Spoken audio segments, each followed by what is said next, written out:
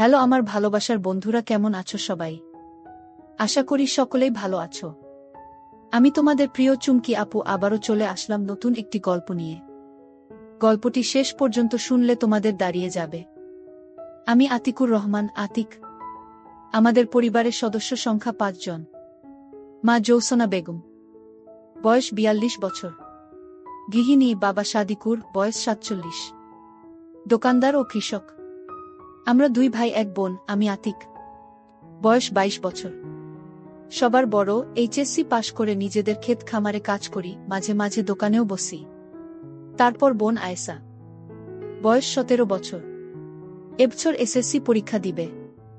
সবার ছোট আমির, বয়স মাত্র ৫ বছর। সবাই জানতো আমি ও আয়েশার পর বাবা মা আর সন্তান নিবে না। আমরা ২ ভাই বোন মোটামুটি বড় হয়েছি।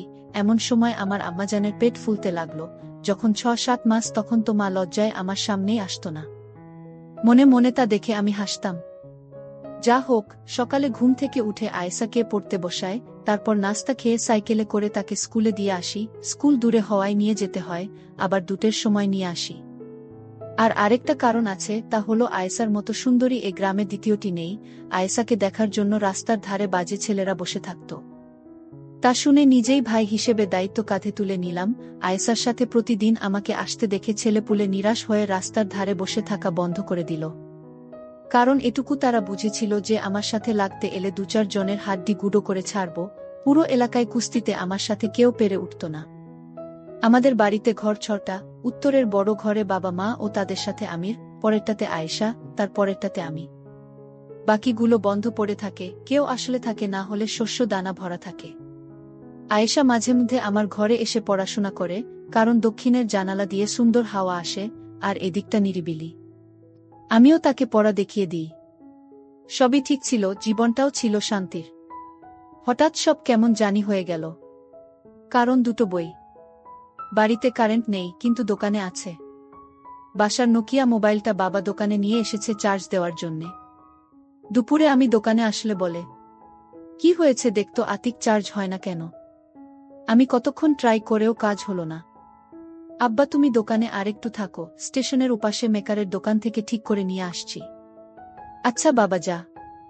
সাইকেল মেরে স্টেশনের ভিতর দিয়ে যাচ্ছি, সামনে ট্রেন দাঁড়িয়ে আছে দেখেও পারে যেতে পারছি না। মানুষের ঠেলাঠেলি দেখে স্টেশনের কোণার দিকে সরে গেলাম। লোহার পিলারের সাথে সাইকেল খাড়া করে দাঁড়িয়ে আছি। বাম পাশে দেখি এক মুরব্বি পলিথিন বিছিয়ে সামনে কতগুলো বই খবরের কাগজ ছড়িয়ে বসে আছে। কর্নেগির লেক বড় যদি হতে চাও, বইটা দেখে বসে পড়লাম। হাতে নিয়ে উল্টে পাল্টে দেখছি, মুরব্বি এক মনে খবরের কাগজ পড়ছে। আরেক সারিতে কয়েকটা বই উল্টো করে রাখা আছে, হাত বাড়িয়ে একটা তুলে নিলাম। সোজা করতেই মলাটে এক সেট মেয়ের ছবি, নাম অভিসার, লেখক রসমা। রেখে দিতে গিয়ে কি মনে করে একটা পৃষ্ঠা ওল্টাতেই সূচিপত্র। আজব নামগুলো। সূচিপত্র পড়েই আমার হাত পা কাঁপতে লাগলো। তাড়াতাড়ি রেখে দিয়ে উঠে দাঁড়ালাম। মুরব্বি পেপার রেখে চাইল, লাগবে না কি? না চাচা। আরে নাও নাও, লজ্জা পাচ্ছ কেন? মাত্র ২০ টাকা। না কাকা, যায় বলে তাড়াতাড়ি সাইকেল নিয়ে ওখান থেকে সরে এলাম। ট্রেন যে কখন চলে গেছে সে খেয়ালও নেই। মেকার মোবাইল দেখে বলল, আজ হবে না, কাল এসে নিয়ে যেও। কয় টাকা লাগবে? ৮০ টাকা। আমার কাছে ৫০ টাকা আছে, তাই দিই। না, ৫০ টাকায় হবে না, ৭০ টাকা দাও। ঠিক আছে, কাল দুপুরে টাকা নিয়ে আসব। এসো। মাথার ভিতর থেকে ওই বইগুলোর কথা বের হচ্ছে না। আবার স্টেশনে এসে মুরব্বির কাছে দাঁড়ালাম। দিব। কয় টাকা? একটা ২০, জোড়া ৩৫। জোড়া ৩০ দিবেন? ঠিক আছে নাও। টাকা দিলাম। মুরব্বি ২টো বই গোল করে পেপার দিয়ে মুড়িয়ে দিল। নিয়ে দ্রুত নিয়ে নিলাম। আব্বাকে বললাম, মোবাইল রেখে এসেছি, কাল ঠিক করে দিবে। বাবা খেতে চলে গেল। দোকানে চা খোর লেগেই আছে দেখে মন চাইলেও বইগুলো বের করতে পারলাম না। দোকান থেকে স্কুলে গিয়ে আয়েশাকে নিয়ে বাসায় আসলাম। আমার ঘরে গিয়ে বই ২টো বিছানার নিচে লুকিয়ে রাখলাম। গোসল করে খেয়ে দিয়ে দরজা ঠেলে দিয়ে বই ২টো বের করলাম। দরজার ছিটকানি দিলাম না, দিন দুপুরে ছিটকানি দিলে খারাপ দেখায়। আমার ঘরে আয়েশা ও আমির ছাড়া কেউ আসে না। প্রথম গল্পটা পড়তেই নিজেকে হারিয়ে ফেললাম। একটা ছেলে তার বড় ভাবিকে নিয়ে কাহিনী। কেমন জানি অবাস্তব ধরনের গল্প। নিজে জীবনে কাউকে কখনো সেবা দেয়নি। কলেজে পড়ার সময় এক বান্ধবীর কমলা হাতে নিয়েছিলাম, এটাই যা অভিজ্ঞতা। তার মানে এই নয় যে সেবা দেওয়া কি জানি না, সবই জানি, সবই বুঝি। তবে এভাবে কখনো ভাবিনি, সব সময় ভেবেছি বিয়ে করলে বউ আসবে, সেই বুকে ইচ্ছে মতো দিব। কিন্তু এমন পাপ কাজ কিভাবে করে মানুষ? আরে যা, আমি কি আবোল তাবোল ভাবছি? এগুলো তো শুধুই গল্প কাহিনী। এদিকে আমার নিচে গরম হয়ে গেছে। গল্প পড়ে আমার এমন অবস্থা হলো যে মনে হচ্ছে এখন সেবা দিতে না পারলে মরে যাব। সারা বিকেল পড়ে একটা বই শেষ করলাম। বই দুটো লুকিয়ে রেখে বের হলাম। উঠানে বসে মা আয়েশার চুলে তেল লাগিয়ে দিচ্ছে। ওড়না ছাড়া ডালিমের মতো লাগছে। ছি, আমি একটা অমানুষ, নিজে আপন ছোট বোনের দিকে কি নজরে তাকাচ্ছি। মা বলল, কি রে বাবা, শরীর খারাপ নাকি? না গো মা। খেতে গেলি না যে? এমনি শুয়েছিলাম, কাল যাব। আয়েশা বারবার আজ চোখে নিচের দিকে তাকাচ্ছে। ভাগ্যিস এখনো জিজ্ঞেস করে বসেনি, তাড়াতাড়ি পুকুরের দিকে চলে এলাম। মা খেয়াল করলে তো সবই বুঝবে, আয়েশা হয়তো বুঝেনি। সন্ধ্যার পরে আয়েশা আমার ঘরে আসলো পড়ার জন্য। ভাইয়া, কয়েকটা আঙ্ক বুঝিয়ে দাও তো। ভালো লাগছে না, নিজেরটা নিজেই করে নে। দাও না ভাইজা। বললাম না এখন যা। আয়েশা রাগ দেখিয়ে গটগট করে নিজের ঘরে চলে গেল। নতুন বইয়ের আরো দুটো গল্প পড়লাম। মা খেতে ডাকল। খাওয়ার সময় আয়েশা মাকে বলল, মা, ভাইয়ার কাছে পড়তে গেলে খালি তার। কেন রে বাবা, কয়েকদিন পর পরীক্ষা, একটু দেখিয়ে দিলে তো পারিস। বোনটা ভালোভাবে পাশ না করলে বিয়ে দিবি কিভাবে? পাশ করা লাগবে না, এখনই বিয়ে দিয়ে দাও। নিজে আগে করে দেখাও না, আমাকে নিয়ে পড়লে কেন? তোর বিয়ে না দিয়ে আমি করছি না। বাবা, কি শুরু করলি তোরা খাওয়ার সময়? বাবা, ভিয়াকে বলো না একটু অঙ্কগুলো বুঝিয়ে দিতে। ঠিক আছে ঠিক আছে, খেয়ে দে, আয় দিচ্ছি। বাবা আমার কথা শুনে মুচকি হাসল। ঘরে এসে শুয়ে আছি, আয়েশা আসছে না দেখে আবার বইটা বের করে পড়া শুরু করলাম। কয়েক মিনিটের মধ্যে আয়েশা এসে পড়ল, তাড়াতাড়ি বিছানার তলে ঢুকিয়ে রাখলাম। কি রাখলে ভাইজা? কিছু না, পড়তে বস। কেউ চিঠি দিয়েছে নাচকি? বেশি পাকনা পাকনা কথা না। তাহলে কি রাখলে? বললাম তো কিছু না। চেয়ার টেনে বসলাম, কয়েকটা অঙ্ক কষে দিয়ে তাকেও কয়টা করতে বললাম। আয়েশা নিচু হয়ে লিখছে, ওড়না ঝুলছে, কিছুটা দেখা যাচ্ছে। এক মনে দেখে চলছি, ইস কি সুন্দর। ছি, আবার আমি এসব কি ভাবছি? ভাবলে ক্ষতি কি? গল্পের মন্টু যদি তার বড় দিদিকে সেবা দিতে পারে, বিয়ে করে বউ বানিয়ে ফেলতে পারে, আমি ভাবলেই দোষ। ভাইজা, এই ভাইজা, এহু। কখন থেকে ডাকছি, কথা বলো না কেন? নিজের কাজ কর না, এত চিল্লাস কেন? কি হয়েছে তোমার, এমন করছো কেন? কিছু না, তোর অঙ্ক শেষ হয়েছে? হা, এই নাও দেখে। আচ্ছা তুই এখন যা, আমি ঘুমাবো। আয়েশা বই গুছিয়ে নিয়ে চলে যাচ্ছে, আমি আয়েশার দোলানো দেখছি। ইস কি সুন্দর আমার ছোট বোনটি। এমন সুন্দর একটা বউ যদি আমার হতো। না জানি এমন সুন্দর আমার বোনটাকে কে সেবা দিবে। ছি, আবার ভাবছি। অনেক রাত পর্যন্ত পড়ে বইটা শেষ করলাম। নিজেকে থামাতে না পেরে আয়েশাকে কল্পনা করে পানি ফেললাম। শেষে অনেক অনুতপ্ত হলাম। তারপরও শুয়ে শুয়ে আয়েশাকে নিয়ে কল্পনা করতে ভালো লাগছে, পারছি না ভাবা বন্ধ করতে। কখন ঘুমিয়ে গেছি জানি না। আজ শুক্রবার, আয়েশার স্কুল নেই, নাস্তা করে খেতে কিছু কাজ আছে দেখে রওনা দিলাম। অর্ধেক রাস্তা গিয়ে মনে হলো বই দুটো বিছানার নিচে রেখে আসা কি ঠিক হলো? বিছানা ঝাড়া দিতে গিয়ে যদি মা বা আয়েশা পেয়ে যায়, এতদূর এসে ঘুরে যাওয়া সম্ভব না আর। কাজ শেষ করে বাড়ি আসতে আসতে 3টা বেজে গেল। গোসল করে খাওয়া দাওয়া করে ঘরে আসলাম। বিছানার চাদর চেঞ্জ করেছে, সুন্দর করে ঘর গোছানো, এটা আয়েশার কাজ। ও ঘর এলোমেলো দেখলেই গোছাতে শুরু করে। দরজা ঠেলে দিয়ে বিছানা উল্টিয়ে দেখি বই দুটো আছে, কিন্তু আমি যেভাবে রেখেছিলাম সেভাবে নেই। তার মানে আয়েশা দেখেছে। পড়েছে কি? পড়ে থাকলে আমাকে খারাপ ভাববে, বাবা মাকে কি বলে দিবে? ইস কি হবে এখন, ভাইজা? এই ভাইরা করতে করতে ঘরে এলো আয়েশা। হা বল। আমাকে একটু বাজারে নিয়ে চলো তো। কেন, দরকার আছে? কি দরকার সেটাই তো জানতে চাইছি। আমাকে বল কি লাগবে, এনে দিচ্ছি, তোর যাওয়ার দরকার নেই। না, তোমাকে বলতে পারবো না, তুমি নিয়ে চলো। ঠিক আছে চল। সাইকেলের পিছনে বসে ঘাড়ে হাত দিয়ে বসে পড়ল। একটু দূরে আসতেই মনে হচ্ছে আয়েশা সামনে চেপে বসল। এমন তো কখনো হয় না, আয়েশা তো নির্দিষ্ট দূরত্ব বজায় রাখে। আজ এমন করছে কেন? নাকি গল্প পড়ে তারও কুটকুট করছে? বাজারের কাছে চলে এলাম, আয়েশাও সরে বসল। আয়েশা কসমেটিক্স এর দোকানে ঢুকল, আমি বাইরে দাঁড়িয়ে আছি, তুই যা। তুমিও এসো, দোকানদারটা আমাকে ঠকায়। আচ্ছা চল। কয়টা সিটি গোল্ডের চুড়ি, কানের দুলা, টিপ, ফিতে কিনল।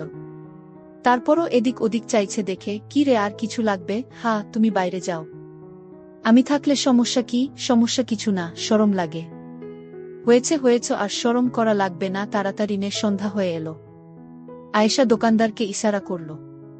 কত? 32। দোকানদার আমাদের সামনে বেশ কয়েকটা বের করে দিল। এতক্ষণে বুঝলাম আয়েশা এজন্য লজ্জা পাচ্ছে। আরে পাগলি, লজ্জার কি আছে এতে? নেনে যেটা পছন্দ হয়। আয়েশা লজ্জার হাসি হেসে গোলাপি একটা নিল। একটাই নিবি? আয়েশা মাথা নিচু করে আস্তে করে বলল, হ্যাঁ। একটাতে কেমন করে হয়? গোসল করলে তো আরেকটা লাগবে। আরেকটা নিয়ে নে। আয়েশা মাথা তুলে না দেখে আমি একটা লাল কালারের পছন্দ করে প্যাকেট করে দিতে বললাম। আর কিছু? তুমি যাও না বাইরে। আমি মুখ আয়েশার কানের কাছে নিয়ে বললাম, দোকানদার তো আর জানে না যে আমি তোর ভাই, তাহলে এত লজ্জা পাচ্ছিস কেন? আর ব্যাটা যেভাবে তোকে দেখছে, আমি বাইরে গেলে তো আরো হা করে দেখবে। আমার কথা শুনে আয়েশা মুচকি মুচকি হাসতে লাগল। বুঝেছি তোর কি লাগবে, এই যে ভাই, এ দুটোর সাথে কালার মিলিয়ে দুটো নিচের গুলোও দিয়ে দেন। টাকা মিটিয়ে দিয়ে বাইরে এলাম। কিছু খাবি? না। চল গুড়ের জিলাপি কিনে আনি। জিলাপি নিতে নিতে মাগরিবের আজান দিয়ে দিল। তাড়াতাড়ি চলো ভাইয়া, না তো মা বকবে। আমি আছি না সাথে, কিছুই বলবে না। অর্ধেক রাস্তা এসে ফাঁকা জায়গা দেখে দাঁড়িয়ে পড়লাম। কি হলো? চল দুজনে একটু হাঁটতে হাঁটতে কথা বলি। মা বকা দিলে তুমি বুঝবে। সে বুঝবনি। ধীরে ধীরে হাঁটছি, কিভাবে যে বলি ভেবে উঠতে পারছি না। কি বলবে বললে না তো? দেখ, তোর সাথে বন্ধুর মতো দুটো কথা বলতে চাই, আশা করি ভুল বুঝবি না এবং কাউকে বলবি না। কি কথা? আগে কথা দে, রাগ করবি না বা কাউকে বলবি না। আচ্ছা ঠিক আছে, বলো। তুই কি আমার বিছানার নিচের বই দুটো দেখে ফেলেছিস? আয়েশা চুপ করে হাঁটছে। বল না, দেখেছিস? হ্যাঁ। পড়েছিস? না। মিথ্যে বলছিস কেন? ছি ভাইজা, তুমি এসব কি পড়ো? এসব কোথা থেকে পেলে? এমন খারাপ জঘন্য বই যে আছে তা আমার বিশ্বাস করতে কষ্ট হয়। পরশু দিন স্টেশনে পেয়েছি, কৌতূহল থামাতে না পেরে নিয়ে এসেছিলাম, পরে খারাপ দেখে পড়িনি, রেখে দিয়েছি। আমি নিজে দেখেছি তুমি পড়ছো। আচ্ছা বাদ দাও, পড়নি যেহেতু তাহলে রাখোর কি দরকার? পুড়িয়ে ফেললেই তো পারো। হ্যাঁ, তাই করব। তুই প্লিজ কাউকে বলিস না। এটা কি কাউকে বলার মতো কথা? ধন্যবাদ। খালি ধন্যবাদ দিয়ে কাম হবে না। 2 দিন ওসব আজেবাজে পড়ার জন্য আমাকে পড়া দেখিয়ে দাওনি, সেটা পুষিয়ে দিতে হবে। ঠিক আছে ঠিক আছে, এমন ভাবে এখন থেকে বুঝিয়ে দিব যে সবার থেকে বেশি নাম্বার পাবি। তাই মনে থাকে যেন। হা হা, মনে থাকবে। একটা জিলাপি খা। বাড়ি গিয়ে খাবনি। এখন খা না একটা। আচ্ছা দাঁড়া, আমরা দুজনে আজকে বন্ধু হলাম সেই উপলক্ষে মিষ্টি মুখ। হি হি, ভাই বোনে বন্ধু হয় নাকি? হয়তো গল্পতে পড়িসনি? কোনো গল্পতে? আয়েশার কথার টোনে বুঝা গেল গল্পের কথা ইশারা করছে। তুই যেটা বুঝেছিস। ইসছি, তুমি কি আমাকে সে গল্পের নায়িকা ভেবেছ নাকি?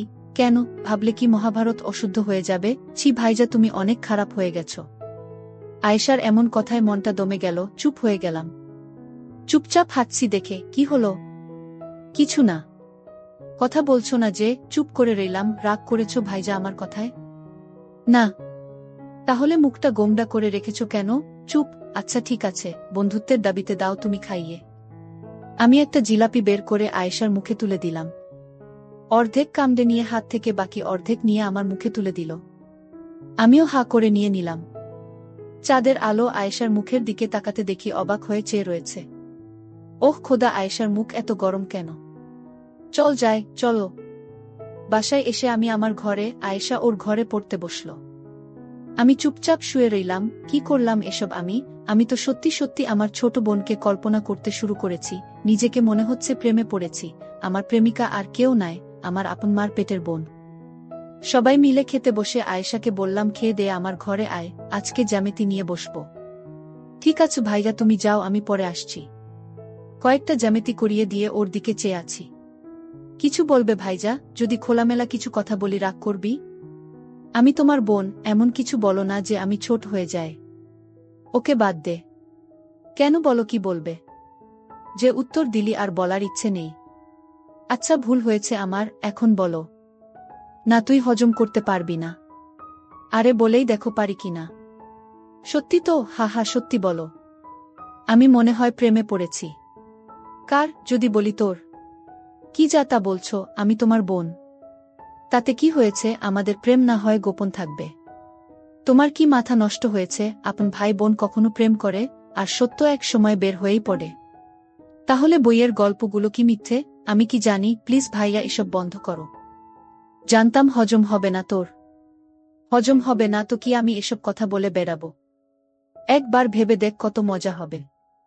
ভাবার দরকার নেই, এসব ভাবাও পাপ। যত নষ্টের গোড়া ওই বই, ও দুটো দাও আমাকে, এক্ষুনি পুড়াবো। বই পুড়ালে কি আমার মন শান্ত হবে? আয়েশা আমার হাত ধরে নিয়ে বলল, প্লিজ ভাইজা প্লিজ, আমি তোমার আদরের একমাত্র বোন, কিভাবে পারছো এসব বলতে? হয়তো আমার ভুল হচ্ছে রে, কিন্তু মনকে থামাতে পারছি না। কি করব বল? আমার কোনো বান্ধবীকে পছন্দ হয় বলো, আমি নিজে তোমাদের প্রেম করিয়ে দিব। আমার সব বান্ধবী তোমার জন্য পাগল। না, আমার শুধু তোকে ভালো লাগে। বুঝছো না কেন তা সম্ভব নয়? কেন, তুই কি কাউরির সাথে প্রেম করিস? না না, তাই বলে আপন ভাইয়ের সাথে প্রেম করব? একবার করে দেখো না। ছি, আমার আর তোমার সাথে কথা বলতে ভালো লাগছে না। এই বলে বই না নিয়ে হনহন করে আয়েশা ওর ঘরে চলে গেল। মনে মনে ভাবলাম, আমি কি এসব ঠিক করলাম? সুন্দর সম্পর্কে বিষ ঢুকিয়ে দিলাম, সব দোষ বইয়ের। বই দুটো নিয়ে বাড়ির বাইরে এলাম, এদিক ওদিক চেয়ে আগুন ধরিয়ে দিলাম। সম্পূর্ণ পুড়িয়ে ছাইগুলো ছিটিয়ে দিলাম। হাত মুখ ধুয়ে ঘরে ঢুকার সময় দেখি আয়েশার ঘরে হারিকেন জ্বলছে। ধীরে পায়ে হেঁটে ওর ঘরের সামনে এলাম, নিজেকে অপরাধী মনে হচ্ছে। দরজা ঠেলা দিতে খুলে গেল। আয়েশা বিছানায় উবুত হয়ে শুয়ে আছে। পাশে গিয়ে বসলাম। মাথায় হাত বুলিয়ে দিয়ে বললাম, বই দুটো পুড়িয়ে ছাই করে দিয়েছি, আর কখনো এসব বলবো না। আমার ভুল হয়ে থাকলে ক্ষমা করে দিস। আয়েশা উঠে বসে আমাকে কাছে টেনে ধরল। ছি ছি ভাইজা, তুমি বড়, তুমি ক্ষমা চাইতে পারো না? আমি কিছু মনে করিনি। আমি পিঠে হাত বুলিয়ে দিয়ে বললাম, তাহলে রাগ করে চলে এলি যে, আর পড়বি না? কয়টা বাজে? মনে হয় 9টা। হা, পড়ব, চলো। হাত ধরে নিয়ে এসে চেয়ারে বসিয়ে দিলাম। দেখ আয়েশা, চামড়ার মুখ দিয়ে যা বলে ফেলেছি তা তো ফিরিয়ে নিতে পারবো না, তবে কথা দিলাম আর কখনো তোকে লজ্জায় ফেলবো না। আবার শুরু করলে? বললাম তো আমি কিছু মনে করিনি। ঠিক আছে, পড়তে শুরু কর। না, আজ আর পড়ব না। তাহলে কি করবি? তোমার সাথে গল্প করব। কি গল্প? হিহি, কথা বলছি, এসবই তো গল্প। হা হা, তুমি বই দুটো পুড়ালে কেন? পুড়াবো না তো কি করব? ইস, আমার একটা পড়া হলো না। আমি অবাক, তার মানে তুই একটা পড়েছিস? হা, একটা। কোনটা? অভিসার। হা হা, মিস করে দিয়েছিস, পরেরটা আরো দারুণ ছিল। সূচিগুলো বলো একটু। না, বলবো না, অনেক খারাপ। কত খারাপ তা তো একটা পড়েই বুঝেছি, বলো না একটু। জেনে কি করবি? মন চাচ্ছে জানতে। লজ্জা পাবি না তো? আমাদের মাঝে কি আর তা অবশিষ্ট আছে? আছে তো? না, নেই। যদি না থাকতো তাহলে তুই আমার পছন্দ করে দেওয়া লাল পোশাক পরে এসে আমাকে দেখাতি, বলতি, দেখো তো ভাইজা কেমন হয়েছে।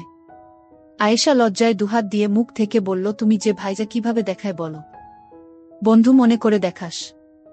পারবো না ভাইজা। ঠিক আছে, না দেখাস। যেদিন পড়বি সেদিন শুধু বলিস যে আজ তোমার পছন্দ করে দেওয়াগুলো পড়েছি, তাহলেই হবে। উপর থেকে কল্পনা করে নিব। হি হি হি। হা হা হা। মুখ থেকে হাত নামা। বলবো সুচি, বলো। তাহলে আমার দিকে তাকা। বলো। বাসর ঘরে বুকে বলে থেমে গেলাম। কি হলো? পরে কিন্তু আমাকে দোষারোপ করতে পারবি না বলে দিলাম। ঠিক আছে, বলা লাগবে না। এই নাও, খাতা লিখে দাও। তাই দে, এটাই সহজ হবে। বাসর ঘরে বুকে সেবা দিতে গিয়ে শাশুড়িকে দিলাম। ইত্যাদি ইত্যাদি। এই নে পড়ে দেখ। খাতাটা আয়েশার হাতে দিয়ে বিছানায় কাত হয়ে শুয়ে পড়লাম। আয়েশা পড়ে মুচকি মুচকি হাসতে লাগল। হাসছিস কেন? মানুষ কি এতটা বলদ আছে যে বউ বাদ দিয়ে শাশুড়ি? হি হি হি। গল্পটাতে বাসর ঘর অন্ধকার ছিল, আর বুটা ছিল ভীতু, তাই সে তার মার কাছে শুতে চলে যায়। তারপর পরেই বর ঢুকে বাসর ঘরে, এসে দেখে বউ নেই, সে বসে বসে অপেক্ষা করে। শাশুড়ি ভাবে যায় জামাই বাবাজিকে বলে আসি। অন্ধকার ঘরে ঢুকতেই বর তাকে বউ ভেবে শুরু করে দেয়। সে মহিলাও মোটামুটি তার মেয়ের মতো দেখতে, তাই বর বুঝতে পারে না যে এটা তার বউ নয়। আর শাশুড়ি ছটপট করলেও লজ্জায় কথা বলতে পারে না। সে বিধবা হওয়ার কারণে অনেক দিন থেকে বঞ্চিত ছিল, তারও ভালো লাগতে লাগে, দুজনে ইচ্ছেতে সব হয়ে যায়। একবার হওয়ার পর হঠাৎ বর লাইট জ্বালিয়ে দেখে এটা তার বোন। হি হি, দারুণ তো। আচ্ছা ভাইজা, তোমার সবচেয়ে কোনটা ভালো লেগেছে? তার আগে তুই বল, অভিসারের কোনো গল্পটা তোর ভালো লেগেছে? আগে তুমি বলো। তাহলে তুই বলবি, যাও বলবো। একটা নয় দুটো খুব ভালো লেগেছে, বড়দির অন্যরকম ভালোবাসা ও আমার কল্পনার জগৎ। একটু বলো না শুনি। আগে তোরটা বল। মামির কার্যক্রম। আমার মনে হয় না ওটাতে সবচেয়ে সুন্দর গল্প ছিল বনবু। আমার কাছে যেটা ভালো লেগেছে সেটা বলেছি। আচ্ছা এখানে আয়, আমার পাশে বস। আয়েশা উঠে এসে আমার পাশে বসল। মন চাইলে একটু শুতে পারিস। না তুমি বলো তো। মনে হয় না ঠিক মতো বলতে পারবো, বুঝতেই তো পারছিস ভাষাগুলো কেমন। সেগুলো বাদ দিয়ে বলো। এক কাজ করলে হয় না, আমি রাতে লিখে রাখবো, তুই কাল পড়ে নিবি। হই, কিন্তু এখন আমার জানতে ইচ্ছে করছে। ওকে, তোকে সব খোলামেলা বলবো, একটা শর্তে। কি? তুই ওগুলো পরে একবার আমাকে দেখাবি। আমি কখনো দেখিনি তো, তাই ভীষণ মন চাইছে। জানি লজ্জা পাবি। 1 সেকেন্ড দেখে আমি হারিকেন বন্ধ করে দিব। কদ দিলাম। মরে যাব ভাইজা। ঠিক আছে, লাগবে না, হারিকেনটা বন্ধ করে এখানে শুয়ে যা, আমি শোনাচ্ছি। মা বাবা যদি আসে? আসবে না, আর আসলে আসবে, সমস্যা নেই। হারিকেন নিভিয়ে দিয়ে আমার পাশে শুয়ে পড়ল। আয়েশা আমার হাতে মাথা দিয়ে শুয়ে আছে। আমি যতটা পারি ভদ্র ভাষায় ভাই বোনের প্রেমের গল্পটা বলছি। আয়েশার গরম নিঃশ্বাস আমার মুখে পড়ছে, আমারও একই অবস্থা। নিজেকে আর থামাতে পারলাম না, উপর উঠে গেলাম। কাজ সেরে আয়েশা ঘরে চলে গেল। আজ কিছুতেই আর ঘুম আসবে না। ছোট্ট টেবিল ঘড়িতে 11টার ঘণ্টা দিল। আজ পাড়া গায়ে এটাই গভীর রাত। কি এক সুখের আবেশে ঘুম আসছে না। এমন তো কখনো হয় না। স্বপ্ন এসে ধরা দিয়েছে আজ। দরজায় কিচকিচ শব্দ হলো। চেয়ে দেখি আয়েশা দাঁড়িয়ে আছে। আমার মন বলছিল ও আসবে, তাই ছিটকানি লাগায়নি। বিছানায় উঠে বসলাম। আয়েশা দরজা ভিডিয়ে দিয়ে আমার সামনে এসে দাঁড়াল। খাট থেকে পা নামিয়ে বসে রয়েছি। আবার এলি যে? ভালো লাগছিল না? কেন জানি না, এখন ভালো লাগছে। হারিকেন জ্বালাবো? না। আমাকে শুইয়ে দিয়ে আমার উপর উঠে গেল। মার দূরসম্পর্কের ভাই মারা যাওয়াতে পরের দিন বাবা মা আমি সেখানে গেল। আয়েশার সামনে পরীক্ষা দেখে বাহানা দেখালো। বাবা মা 2 দিন আসেনি, আয়েশাও এই 2 দিন স্কুলে যায়নি। দুভাই বোন একে অপরকে খুঁটিয়ে খুঁটিয়ে দেখে সুখের জোয়ারে ভেসেছি। একদিন সেবা দিতে দিতে প্রায় তাল হয়ে গেছি। হঠাৎ মায়ের কান্না শুনে হুঁশ ফিরে। বন্ধুরা, আমি স্বপন, বয়স 23 বছর। ইন্টার পরীক্ষা শেষ করে চাচা বাড়ি যাচ্ছি। 2 ঘন্টা ট্রেন লেট। সকাল 6টায় পৌঁছানোর কথা, কিন্তু স্টেশনে গিটারটা কাঁধে নিয়ে নামলাম সকাল 9টা বাজে। জীবনের দ্বিতীয় মহাপরীক্ষা মানে ইন্টার দিয়ে গ্রামের বাড়িতে গেলাম বেড়াতে। গ্রামে লোকজনকে খাওয়ানোর উপলক্ষে শেষবারের মতো গিয়েছিলাম, আবার যাচ্ছি ইন্টার পরীক্ষা শেষ করে।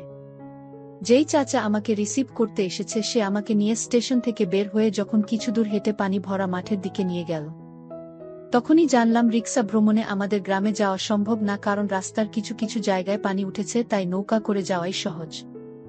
আমাদের গ্রামটার নাম খুব সুন্দর, রূপনগর। রেল স্টেশন পাশের গ্রামে, সেখানে নেমে রিকশায় করে যাওয়ার রাস্তাটাও অনেক দীর্ঘ, প্রায় 1 ঘন্টার মতো সময় লাগে। আমার মনে আছে শেষবারে যখন এলাম, আঁকাবাঁকা রাস্তার পাশে ফসলের খোলা মাঠে মাঝে মাঝেই ছন্নছাড়া তালগাছ, খেজুর গাছ।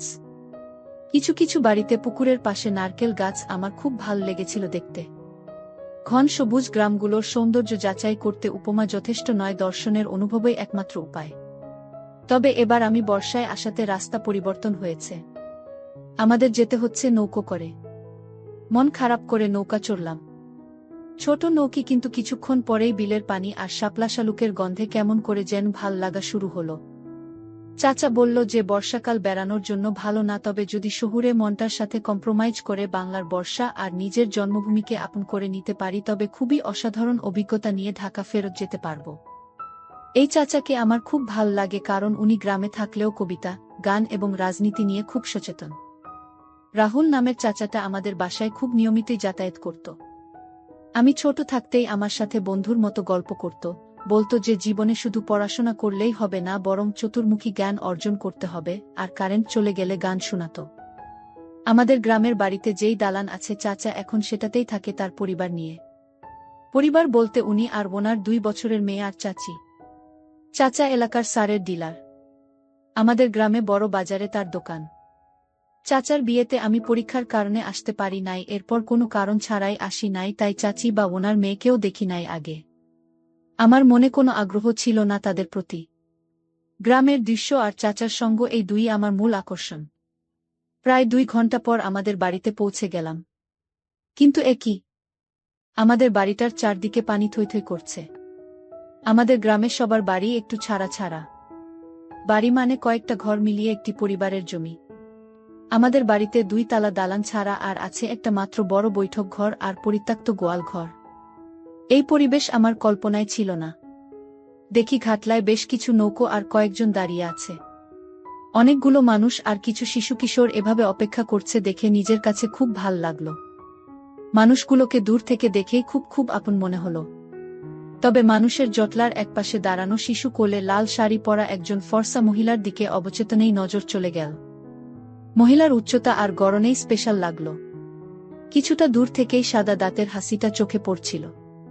পেছন থেকে চাচা বলে, দেখছো, তোমারে দেখার জন্য গ্রামের সবাই আইসা পড়ছে। আমি বললাম, আমি তো কাউকে চিনি না, কি বলবো ওনাদের? চাচা বলল, তুমি চিন্তা কইরো না, ওরা জানে যে তুমি শহর থেকে আসছো। ওরা তোমার আব্বারে অনেক সম্মান করে। তোমার মেধা আর ফ্যামিলি পরিচয় জানে বলেই আসছে, আর আসছেই যখন তুমিও সবার সাথে পরিচয় হয়ে গেলা। নিজ মানুষের সাথে সম্পর্ক না রাখা কোনো গর্বের বিষয় তো না। আপনি আমার হয়ে সরি বইলেন সবাইকে। ঘাটে নৌকা লেগে গেল। আমরা উঠতেই মুরব্বী একজন মহিলা মাথায় হাত বুলিয়ে দোয়া করল। চাচা দেখি পকেট থেকে চকলেট বের করে শিশুদের দিয়ে বলল, স্বপন নিয়ে আসছে তোদের জন্য। সবাই খুবই খুশি। লাল শাড়ি পরা মহিলাটা এবার সামনে এসে বলল, কি খবর, ভালো আছো তো? আমি একটু বিব্রত হলাম এমন শুনে। চাচা হাসতে হাসতে বলল, আরে তোমার চাচি। নিজের চাচিরে চিনো না? আমি আরো বিব্রত হলাম, কারণ চাচার বিয়েতে না আসলেও ফটো তো দেখছিলাম। যাই হোক, সবাই আমার সাথে এগিয়ে যেয়ে বৈঠক ঘরে বসে 5 মিনিট বাসার সবাই কেমন আছে জিজ্ঞেস করল। চাচা বলল, যে মাত্র আসছে জার্নি করে, আপনারা যান, বিকেলে বা কালকে সবার বাড়িতে নিয়ে আসুন। সবাই চলে গেল। আমি এবার দালানে গেলাম। দোতলায় আমার রুম ঠিক করা। আব্বা অনেক যত্ন করে, অনেক টাকা খরচ করেই দালান তুলেছে। অ্যাটাচ বাথরুম সহ শহরের প্রায় সব ফিটিংসই আছে। শুধু গ্যাসের অভাবে রান্নাঘর বাইর। আমি হাত মুখ ধুতে গেলাম। হঠাৎই চাচির ডাকটা মনে পড়ল। 35-এর মতো বয়স, মাঝারি উচ্চতার ফর্সা মহিলা, কি চুল, কি হাসি, কি বুদ্ধিদীপ্ত চোখ, আর কি সুন্দর। চাচিকে যে যেখানে দেখবে সেই ভুলবে না, আর আমি তো তার মুখে সুমধুর ডাক শুনেছি। শাড়ি পরা চাচিকে এক ঝলকেই যতটুকু দেখেছি, আবার তা মনে পড়ে আমার স্যালুট দিয়ে উঠল। চেহারাটা বাংলা ছবির নায়িকাদের মতো। এই মহিলা আমার চাচি ভাবতেই অবাক লাগল। বর্ষায় এই দ্বীপে ওনার মতো একজনকে দেখলে অন্যান্য সময়ের চেয়ে কয়েক গুণ বেশি আকর্ষণীয় হয়ে যায়। ওয়াশরুম বের হয়েই শুনলাম চাচাকে এখনই স্টোরে যেতে হবে, কারণ অনেক বড় একটা পার্টি এসেছে স্যারের জন্য। আমি যেন কিছু না মনে করে খাবার খেয়ে নেই। চাচি খাবার নিয়ে আসবে, আর কোনো কিছু প্রয়োজন হলে যেন চাচির কাছে চাই। চাচা দুপুরের খাবারের আগেই ফিরে আসবে, আর বাজার থেকে আমার কোনো কিছু লাগবে কিনা জিজ্ঞেস করল। আমি বললাম, নাড়ু আনতে। এই মিষ্টিটা খুব মজার, আমাদের দেশের বাড়িতে দেখেছি। চাচার সাথে নিচে নামতেই চাচি নাস্তার জন্য ডাক দিল। নাস্তার টেবিলে চাচির মুখোমুখি বসে মাথা নিচু করে খাচ্ছি। চাচি বলল, কি মিস্টার, আপনার কথা তো অনেক শুনেছি চাচার কাছে। আপনি নাকি সব কিছুতেই ভালো, তো একদম কথা বলছেন না যে? আমি বললাম, না মানে আসলাম তো মাত্র। আপনার নাম কি? বলল, দীপালি। এরপর আমার পরীক্ষার খোঁজ খবর জানল। চাচার মেয়েটার নাম জেসি, খুব সুন্দর শিশু। জানলাম চাচি ডিগ্রি পাস। ঢাকায় ওনার ভাল লাগে না, আর ইদানিং ডিশ টিভি আর ভালো যোগাযোগ ব্যবস্থা থাকায় গ্রামেই উনি সুখী। চাচিকে যত দেখলাম ততই মুগ্ধ হলাম। কথায় কথায় হাসে, আর শাড়ি পরে এত সুন্দর লাগছিল যে কি বলবো। যখন ফ্রিজ থেকে জুস বের করছিল তখন অবাক হয়ে তাকিয়েছিলাম। আমার মনে হলো এমন বর্ষাকালে চাচির কারণে রূপনগর নামের গ্রামটা আমার জন্য শুধুই নগর হবে না, রূপ হয়ে যাবে। নাস্তা করে শেষ হতেই চাচি বলল যে আমাকে কিছু সময়ের জন্য একা থাকতে হবে, কারণ দেখালো যে দুপুরের জন্য রান্না কিছু বাকি আছে, তা শেষ করতে হবে। আমি বললাম, আপনি যদি আমার সাথে গল্প করেন তাহলে দুপুরে না খেলেও চলবে। এই কথা শুনে চাচি একটু অবাক হবার ভান করে বলে, বাহ, এই তো স্বপন কথা বলে। তবে আপনার চাচার তো খোশগল্পে পেট ভরে না, তাই রাততেই হবে। আমি কিছু না বলে উপরে চলে এলাম একটু বিশ্রামের জন্য। বিছানায় শুয়ে শুয়ে খুব আনন্দ বোধ করলাম যে আমি ঢাকা থেকে দূরে এখন কি ভালো পরিবেশেই না আছি। জানালা দিয়ে চেয়ে দেখি চারদিকেই দ্বীপের মতো ঘরবাড়ি আর সব জায়গায় পানি। হঠাৎ করেই মেঘ ঢেকে গেল চারদিক। একাকী ভাব এসে গেল, তাই জানালার পাশে গেলাম। তখনই নিচে চেয়ে দেখি দালানের সাথেই লাগানো রান্নাঘরে চুলার সামনে চাচি পিঁড়িতে বসে রান্না করছে। আগুনের লালচে আভা ওনার চেহারাটাও লালচে করে ফেলেছে। আমি অবাক হয়ে তাকিয়ে আছি, হঠাৎ দীপালি চাচি আমার দিকে তাকালো। আমি মুচকি হাসলাম, সেও হাসি ফিরিয়ে দিয়ে একটা চুঙ্গা নিয়ে চুলায় ফু দিতে লাগল। চাচির মুখের সামনে ধরা চুঙ্গাটাকে কেমন লাগছিল দেখতে, সত্যি বলতে কি আমি নিজেকে ঠিক রাখতে পারলাম না। রুমের দরজা লাগিয়ে একটা চেয়ার টেনে এনে তাতে বসে গিটার হাতে নিজে বাজাতে লাগলাম আর চাচিকে দেখতে লাগলাম। চাচি আমার দিকে তাকালেই আমি একটু হেসে আকাশ দেখি, আবার তাকাই। হঠাৎ চাচি একটা ঝাড়ু নিয়ে উঠে দাঁড়ালো। দেখলাম সে এই বাতাসের মধ্যেই রান্নাঘর আর দালানের মাঝের জায়গাটাতে ঝাড়ু দেয়া আরম্ভ করল। মাথা নিচু করে চাচি ঝাড়ু দিয়ে চলছে, একবারও উপরে তাকাচ্ছে না। গিটারের আওয়াজ চাচি বোধহয় শুনে ফেলেছে, কারণ উনি উপরে তাকালেন। আমি হাসলাম, তিনিও হাসি ফিরিয়ে দিয়ে রান্নাঘরে চলে গেল। আর আমি উঠে বিছানায় শুয়ে কখন ঘুমিয়ে পড়লাম জানি না। দুপুর 2টার দিকে উঠলাম চাচার ডাকে। উঠেই খাবার খেতে গেলাম। চাচি বলল আমাকে আগেই খাওয়ার জন্য ডাকতে এসেছিল, কিন্তু আমি নাকি গিটার বাজিয়ে খুব শান্তি নিয়ে ঘুমিয়েছিলাম দেখে ডাক দেয় নাই। বুঝলাম না গিটারের কথা বলল কেন চাচি। চাচির দিকে তাকাতে পারছিলাম না, মাথা নিচু করেই টুকটাক কথাবার্তা চলছিল। খাওয়ার পর বিকেলে বৃষ্টি দেখলাম বারান্দায় বসে বসে। অনেক দিন পর চাচার গলায় গান শুনলাম। চাচিও গান গায়, তিনি গাইলেন তুই যদি আমার হইতো রে ভ্রমর কইও গিয়া। খুব ভালো লাগছিল ওনাদের গান শুনতে, আমিও খুব ভালো গিটার বাজালাম ওদের সাথে। সন্ধ্যায় দেখলাম বিদ্যুতের ভোল্টেজ খুব লো, যা দেখে আমার মনটা খুব খারাপ হয়ে গেল। কেমন একাকী মনে হলো সবকিছু। কারণ আমাদের বাড়িতে মানুষজন বলতে শুধু আমি, চাচা, চাচি, ওদের শিশুটা আর একটা কাজের মেয়ে। তাছাড়া লো ভোল্টেজে টিভি দেখতে বসে দেখলাম চাচি হিন্দি সিরিয়াল দেখা শুরু করল আর চাচা নৌকা নিয়ে বাজারে চলে গেল। আর ওনাদের মাঝে কথাবার্তা এতই কম হলো যা দেখে পরিবেশটা গুমোট হয়ে যায়। ওনাদের গাওয়া গানগুলো কেমন যেন একটা অর্থবহন করল বলে ধারণা পেলাম। বর্ষাকালে এমন পরিবেশ একটা ইন্টার পরীক্ষা শেষ করা ছেলের কেন ভাল লাগবে বলুন। মন খারাপ করেই আমি আর চাচি রাতের খাবার খেয়ে নিলাম। খেতে খেতে অনেক হাসি গল্প চলল। চাচি ওনার স্কুল কলেজের মজার মজার গল্প করল। ওনাদের কিছু বান্ধবী ছিল, ওদের নিয়ে মজার মজার গল্প, ভবিষ্যতে কেমন জীবন আশা করে ইত্যাদি কথা চলল। আমাকে বলল যে আমি নাকি দেখতে অনেক হ্যান্ডসাম। শুনে ভাল লাগলো। চাচি অবশ্য অনেক চেষ্টা করল আমাকে যত্ন করার। কিছু লাগবে কিনা। খাবার পর টিভি ছেড়ে বসলাম, কোনো চ্যানেল দেখতে চাই ইত্যাদি। আমি ওনার সাথে হিন্দি সিরিয়ালই দেখতে লাগলাম, কারণ সিরিয়ালগুলোতে যেই মধ্যবয়সী মহিলাগুলো থাকে আমার ভালই লাগে। আস্তে আস্তে রাত গভীর হলো, চাচা এখনো ফিরছে না দেখে প্রশ্ন করলাম চাচিকে। সে বলে চাচা নাকি ফিরতে রাত হবে, আমার যদি ঘুম পায় তাহলে চাচার অপেক্ষা না করি, কারণ চাচা নাকি আসে চাচি ঘুমানোর পরে। কথাটা কেমন যেন মনে হলো। প্রশ্ন করলাম মানে? এত রাতে কি করে? কি জানি কি করে, হয়তো বন্ধুদের সাথে গল্প করে। আপনি কিছু বলেন না? চাচি বলল আমি কি বলবো? আমি বলার কে? আমি বললাম আপনি কে মানে? আপনি ওনার বউ, রাতে আপনি একা বাসায় থাকাটাও তো কেমন। আমি কেমন আছি সেটা কি আর রাহুলের চিন্তায় আছে নাকি? আমি বললাম কি বলছেন চাচি, বুঝতে পারছি না। কাকু আমার খুব পছন্দের মানুষ, কোনো সমস্যা হলে বলেন আমাকে। তোমার কাকু ভবঘুরে, বউয়ের সাথে ঘুমানোর মতো সাহস বা শক্তি কোনটাই ওনার নেই, বুঝছো স্বপন? তোমার কাকু গত 1 বছর ধরেই এমন। আমি হাজার বলার পরে ফলাফল শুধু এখন আমি সবকিছু থেকে বঞ্চিত। এরপর আমার আর বলার কিছু নেই। চাচা চাচির গলার গান, চাচার ক্ষণে ক্ষণে বাজারে যাওয়া, চাচির হঠাৎ ঝাড়ু দেয়া সহ অনেক কিছুর অর্থই পরিষ্কার হতে শুরু করেছে। তবু চাচিকে একটু সান্ত্বনা দেবার ইচ্ছা হলো আমার মনে। এত সুন্দর একটা মহিলার কষ্ট লাগবের জন্য আমার যা করতে হবে আমি তাতেই প্রস্তুত। কিন্তু হঠাৎ করেই তিনি উঠে ওনাদের রুমে চলে গেল। কাজের মেয়েটা ঘুমিয়ে পড়েছে।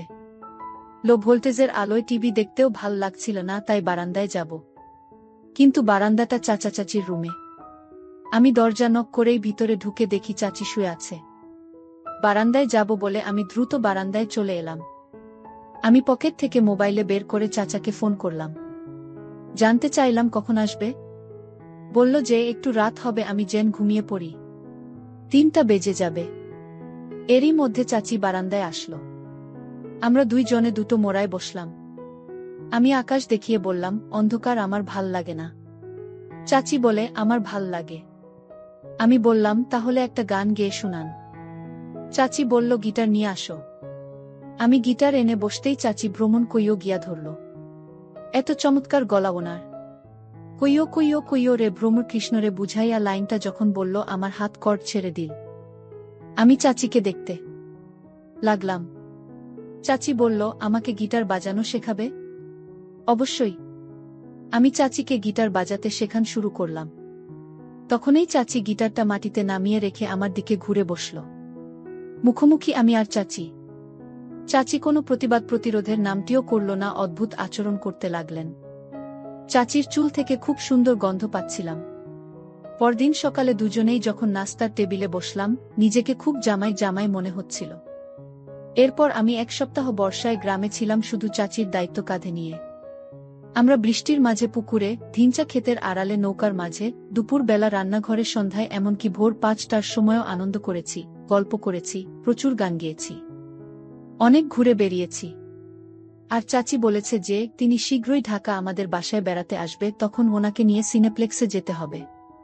চলে আসার দিন চাচির কাছে জানতে চেয়েছিলাম যে প্রথম দিন উঠান ঝাড়ু দেবার পর গিটার বাজিয়েছি বলার কারণ কি ছিল। চাচি জানালো যে ঢাকায় গিয়ে এই কথার উত্তর দিবেন।